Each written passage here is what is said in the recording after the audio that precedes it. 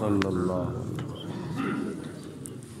اعوذ باللہ من الشیطان الرجیم بسم اللہ الرحمن الرحیم قال اللہ تبارک و تعالی فی القرآن المجید والفرقان الحمید۔ قرآن مجید فرقان حمید کی سورۃ یونس کی آیت نمبر 54 ہے، جس میں اللہ پاک نے ارشاد فرمایا وَلَوْ أَنَّ لِكُلِّ نَفْسٍ ظَلَمَتْ مَا فِي الْأَرْضِ، اور اگر ہر ظالم کے پاس زمین کی تمام چیزیں آ جائیں، یعنی جو بندہ ظلم کرنے والا ہے، اس ظالم سے مراد مشرک ہے۔ اگر کوئی ظالم مشرک ایسا ہو جس کے پاس پوری دنیا کی دولت، پوری دنیا کا سامان آ جائے، ہر وہ ظالم قیامت کے دن لفتدت بہ، وہ فدیہ بھی دے دے، یہ پوری روئے زمین کی دولت کے برابر قیامت کے دن اپنے آپ کو جہنم کی آگ سے بچانے کے لیے اللہ تعالیٰ کی بارگاہ میں فدیہ بھی دے دے، تو پھر بھی اس کی جان نہیں چھوٹے گی۔ ظالم یعنی مشرک جس نے اپنی جان پر ظلم کیا ہے شرک کر کے، اگر وہ پوری دنیا کی دولت کے برابر قیامت کے دن اللہ کی بارگاہ میں فدیہ بھی دے دے گا اپنے آپ کو جہنم کے عذاب سے بچانے کے لیے، تو اللہ پاک اس کا فدیہ قبول نہیں کرے گا، ہوگا ہی نہیں قیامت کے دن۔ لیکن اللہ پاک نے ایک مثال بیان فرمائی ہے کہ اگر ہر ظالم کے پاس اتنی دولت آ جائے تو وہ ساری کی ساری دولت قیامت کے دن اللہ کی بارگاہ میں فدیے کے طور پر دے دے، تو پھر بھی اس کی جہنم سے جان نہیں چھوٹے گی۔ مثال کے طور پر دیکھو نا، خدا نہ خواستہ اللہ تعالیٰ نہ کرے کوئی بندہ جرم کر لیتا ہے تو اس کے بدلے میں اس کو جرمانہ پڑ جاتا ہے، تو وہ جرمانہ دے دیتا ہے تو اس کی دنیا کی جیل سے، دنیا کی قید سے جان چھوٹ جاتی ہے۔ جج صاحب اس کو سزا سنا دیتے ہیں کہ تجھے اتنے مہینے قید ہے اور اتنے لاکھ روپیہ جرمانہ ہے، تو پھر اس کی جان چھوٹ جاتی ہے اگر وہ قید کاٹ لیتا ہے یا جرمانہ دے دیتا ہے۔ دنیا کی قید سے تو جان چھوٹ گئی جرمانہ دے کر، لیکن قیامت کے دن وہ ساری دنیا کی دولت کا بھی فدیہ اللہ تعالیٰ کی بارگاہ میں دے گا، تو اس ظالم کی جہنم کی آگ سے جان نہیں چھوٹے گی۔ وَأَسَرُّ النَّدَامَةَ، اور وہ اپنی شرمندگی کو چھپائے گا، لَمَّا رَأَوُا الْعَذَابَ، جب وہ جہنم کا عذاب دیکھے گا تو وہ اپنی شرمندگی کو چھپائے گا۔ وَقُضِيَ بَيْنَهُمْ بِالْقِسْطِ، اور اللہ تعالیٰ ان کے درمیان قیامت کے دن عدل کے ساتھ اور انصاف کے ساتھ فیصلہ فرما دے گا۔ اور جب خدا فیصلہ کرے گا تو خدا تعالیٰ بے انصافی نہیں کرے گا، بلکہ خدا تعالیٰ انصاف کرے گا۔ وَهُمْ لَا يُظْلَمُونَ، اور ان کے اوپر ایک دھاگے کے برابر بھی ظلم نہیں کیا جائے گا قیامت کے دن، چاہے مسلمان ہو، چاہے کافر ہو، چاہے ہندو ہو، چاہے سکھ ہو، چاہے یہودی ہو، چاہے عیسائی ہو، کسی کے اوپر بھی قیامت کے دن محشر کے میدان کے اندر ایک دھاگے کے برابر بھی ظلم نہیں کیا جائے گا۔ الا ان للہ، خبردار بے شک اللہ تعالیٰ کے واسطے ہے، ما فی السماوات والارض، جو کچھ بھی آسمانوں میں ہے اور جو کچھ بھی زمین میں ہے، یہ سارے کا سارا ذاتی طور پر اللہ تعالیٰ کی ذات بابرکات کا ہی ہے، لیکن اللہ پاک کی ذات بابرکات نے یہ سب کچھ اپنے پیارے بندوں کو عطا فرما دیا ہے۔ تو عطائی طور پر حضور علیہ الصلوۃ والسلام کے پاس بھی بہت کچھ ہے، اور ذاتی طور پر اللہ تعالیٰ کی ملکیت میں سب کچھ ہے۔ ایک ہوتا ہے بہت کچھ، ایک ہوتا ہے سب کچھ۔ اللہ پاک کے پاس سب کچھ ہے اور ذاتی طور پر ہے، اور حضور علیہ الصلوۃ والسلام کے پاس اللہ کی عطا سے ہے اور بہت کچھ ہے۔ بہت کچھ سے مراد سب کچھ نہیں آتا، اس لیے حضور علیہ الصلوۃ والسلام ذاتی طور پر اس دنیا کے یا جنت کے مالک نہیں ہیں، بلکہ اللہ تعالیٰ کی عطا سے ہیں۔ اگر ذاتی طور پر سب کچھ ہے تو وہ اللہ تعالیٰ ہی کا ہے۔ الا ان وعد اللہ حق، خبردار بے شک اللہ کا جو وعدہ ہے وہ سچا وعدہ ہے۔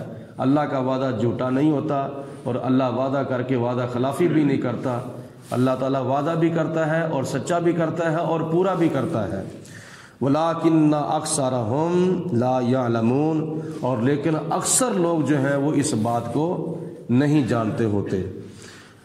هُوَ يُحْيِي وَيُمِيتُ، وہ اللہ پاک زندہ کرنے والا بھی ہے اور مارنے والا بھی ہے۔ زندہ کرنا اور مارنا یہ اس کی صفت ہے، اور یہ اللہ پاک کی ذات بابرکات کی صفتوں میں سے دو صفتیں ہیں، زندہ کرنا اور مارنا۔ تو کوئی بندہ کسی مردے کو زندہ کر سکتا ہے؟ نہیں کر سکتا۔ تو جب زندہ نہیں کر سکتا تو پھر مار بھی نہیں سکتا۔ آج کل تو ایسے ہی لوگ ایک دوسرے کو مار دیتے ہیں، جیسے کتے کو مار دیا جاتا ہے، جیسے جانور کو مار دیا جاتا ہے۔ انسان کو مار رہا ہے، یہ تو کوئی اس کے لیے مشکل کام ہی نہیں ہے، لیکن ڈرتا نہیں اللہ پاک کی ذات بابرکات سے کہ میں کیوں اس کو موت کے گھاٹ اتار رہا ہوں۔ بس یہ دو صفتوں سے ہمیں سبق یہ ملتا ہے کہ کسی انسان کے اندر یہ جرأت نہیں ہے کہ وہ کسی مردے کو زندہ کرے۔ تو جب کسی مردے کو زندہ نہیں کر سکتا تو کسی کو مار کیسے سکتا ہے؟ اگر زندہ کرنا خدا کی صفت ہے تو کسی زندے کو مارنا بھی یہ خدا کی صفت ہے۔ اللہ پاک ارشاد فرماتا ہے وَإِلَيْهِ تُرْجَعُونَ، اور قیامت کے دن تم اسی کی طرف لٹائے جاؤ گے۔ یا ایھا الناس، اے لوگو، قد جاءتکم، بے شک آ گئی ہے تمہارے پاس، موعظۃ، ایک نصیحت، قرآن پاک کی شکل میں ایک نصیحت تمہارے پاس آ گئی ہے، من ربکم، تمہارے رب کی طرف سے، وشفاء لما فی الصدور، اور وہ جو نصیحت ہے نا وہ تمہارے سینوں کی شفا ہے۔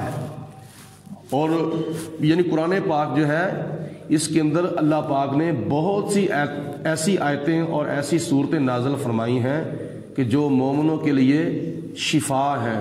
مثلا حضور علیہ السلام نے فرمایا کہ اگر کوئی بندہ کسی بیمار پر سورۃ فاتحہ پڑھ کر دم کرتا ہے یا پانی پر دم کر کے اس کو پلاتا ہے تو اللہ پاک اس کو شفا عطا فرماتا ہے۔ یہ قرآن مجید ہمارے لیے ہدایت بھی ہے اور ہمارے لیے شفا بھی ہے۔ وَہُدًى، اور یہ ہمارے لیے ہدایت بھی ہے، وَرَحْمَةٌ، اور یہ ہمارے لیے رحمت بھی ہے۔ کس کے لیے؟ للمؤمنین، ہم مسلمانوں کے لیے، ہم مومنوں کے لیے یہ قرآن پاک نصیحت بھی ہے، شفا بھی ہے، ہدایت بھی ہے اور رحمت بھی ہے۔ قل، اے میرے پیارے رسول علیہ السلام، آپ ان کو ارشاد فرما دیں، بفضل اللہ، جب تم پر اللہ کا فضل ہو، وبرحمتہ، اور جب تم پر اللہ کی رحمت ہو، فبذالک، تو اس پر، فلیفرحوا، تو ان کو چاہیے کہ خوشیاں منائیں۔ یہ ہے وہ آیت جو پچھلے دنوں کثرت کے ساتھ پڑھی گئی ہے میلاد شریف کی خوشی منانے کے سلسلہ میں۔ اللہ پاک کی ذات بابرکات نے اس آیت کے اندر ارشاد فرمایا ہے کہ اے میرے محبوب، ان اپنے غلاموں کو ارشاد فرما دیں جب تم پر اللہ کا فضل ہو اور اللہ کی رحمت ہو تو شکر کے طور پر خوشیاں منانی چاہیے، اللہ پاک کا شکر ادا کرنا چاہیے۔ اب دیکھنا یہ ہے کہ قرآن پاک کی روشنی میں رحمت سے مراد کیا ہے اور فضل سے مراد کیا ہے۔